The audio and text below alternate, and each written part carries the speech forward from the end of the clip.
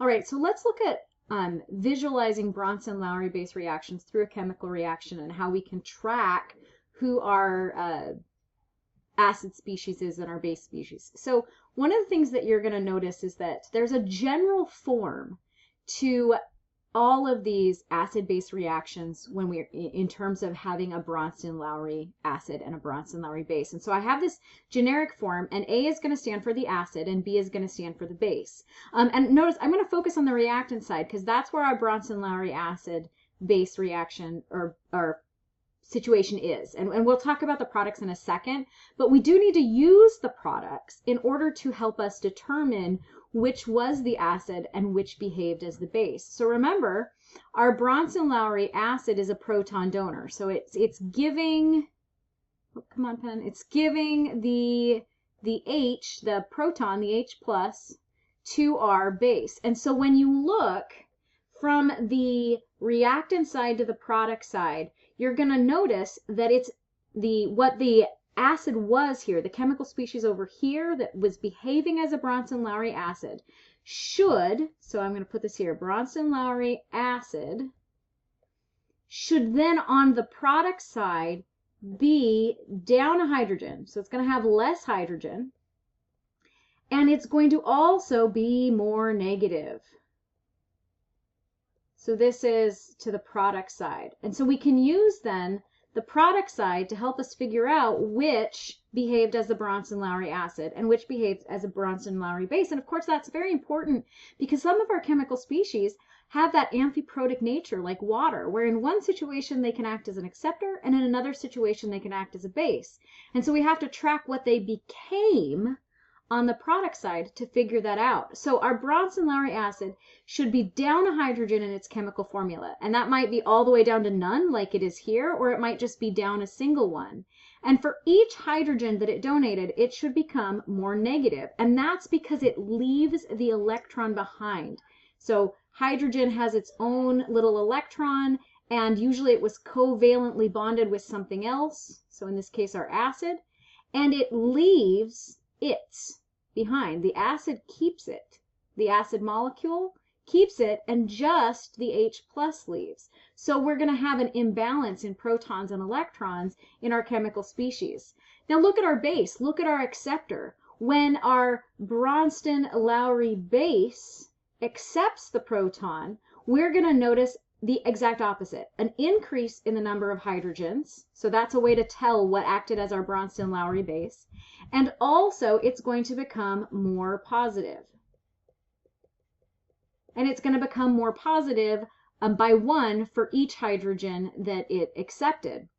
Note, I don't say it became positive or it became negative, because the truth is if you were, let's say, -3 on the product side and you become -2, sorry, I said product, I meant reactant, and you became -2 on the product side, that's becoming more positive. So it isn't necessarily positive, but it became more positive. So let's look at a real reaction to identify the Bronsted-Lowry acid and the Bronsted-Lowry base. So I'm going to start here with my NH3, and I'm going to look at what did it become. So it has gained a hydrogen. It has more hydrogens. Notice the 4 as opposed to the 3. So it has more hydrogen, and it has gone from being neutral to positive. So look at that. That's fitting the definition here, our little hints for identifying the Bronsted-Lowry base. So our ammonia over here is acting as our Bronsted-Lowry base. And you might have already known that because ammonia is one of the most, ammonia or nitrogen-based compounds are some of the most common organic bases on the planet. So you might have already known that, but we can use the products to figure that out when we're not sure. Now, by kind of default, we know this had to have acted as the acid, and you might even recognize it as hydrofluoric acid, but let's go ahead and double check. So hydrofluoric acid over here, the chemical species has become the fluoride ion, so that is down a hydrogen and more negative. So this is our Bronsted-Lowry acid. So a Bronsted-Lowry base reaction is always going to have both somebody who is donating and somebody who is accepting. So here's our donation, here's our accepting. I want to draw your attention to our reversible arrow. So this does tell us this is a weak acid, this is a weak base. So when we see that reversible arrow, that tells us that this reaction actually has two reactions going on at the same time. And if we're at equilibrium, they're happening at the same speed. It has the forward reaction where ammonia is accepting a proton, but it also has, sometimes it helps to just even rewrite it, it also has this reaction going on.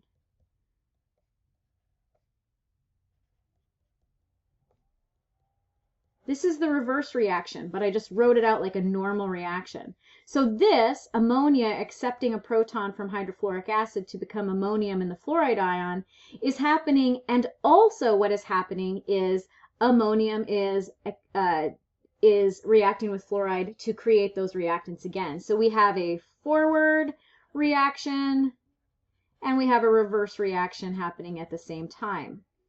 Now our question really is, though, in reverse, this chemical species that had nitrogen, that originally was a base, it can't possibly be behaving as a base in reverse, because a base is a proton acceptor.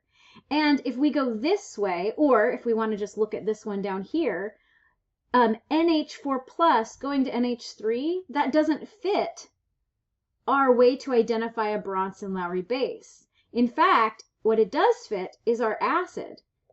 So what we have is this chemical here, this nitrogen-based chemical here, acting as an acid in the reverse, and this acting as the base, like the exact opposite of what the chemical species were behaving on in the reactant side. Now, we can't just be like, this is the Bronsted-Lowry base, but this is also the Bronsted-Lowry base in reverse, because that's confusing. And so what we instead call them is the conjugate of the Bronsted-Lowry, conjugate acid and the conjugate base. So let's continue looking at that. So in every acid-base reaction for our Bronsted-Lowry acids, especially those reversible ones, we have a Bronsted-Lowry acid reacting with a Bronsted-Lowry base. And in reverse, we have a conjugate acid reacting with a conjugate base. So let's kind of go through those terms because it can be a little bit confusing. The conjugate acid, which I have identified here. So these are classified as Bronsted-Lowry on the reactant side, and these are classified as conjugates, kind of like partners. So our conjugate acid is what the base became after it behaved as a base.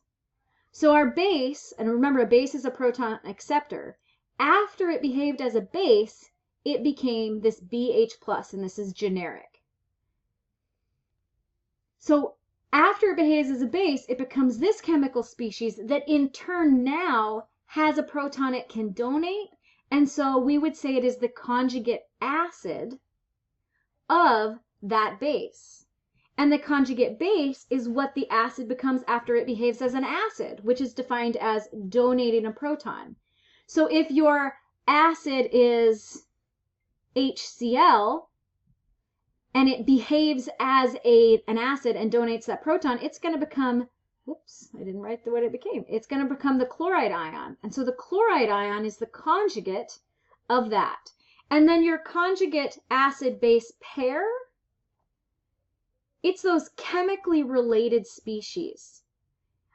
What students sometimes want to do is they want to say, okay, so this is an acid and this is an acid, so these are the conjugate acid-base pairs, but they're both acids and they're not really chemically related.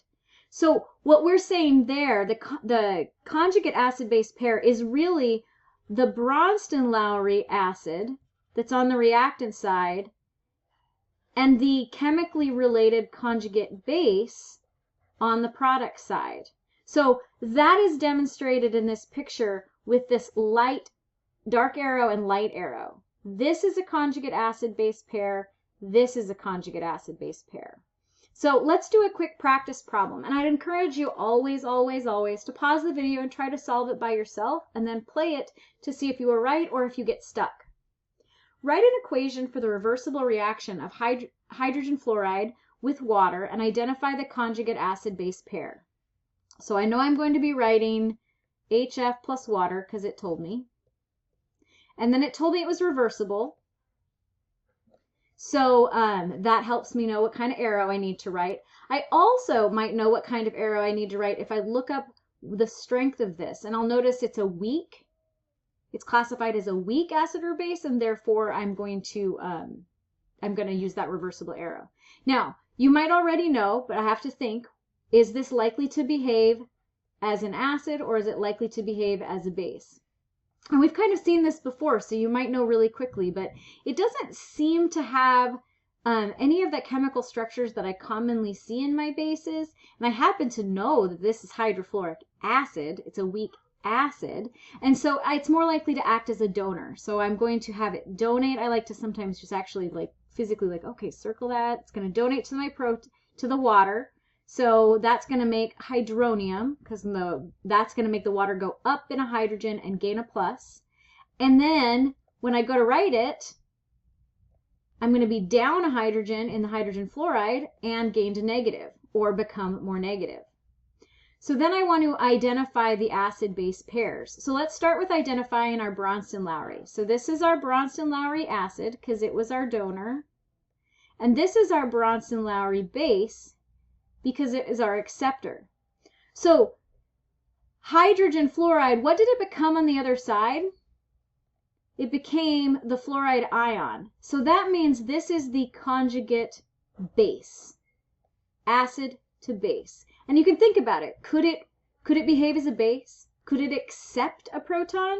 Well, yeah, it could accept a proton back to become hydrogen fluoride. So my Bronsted-Lowry base, what did it become on the product side? It became hydronium.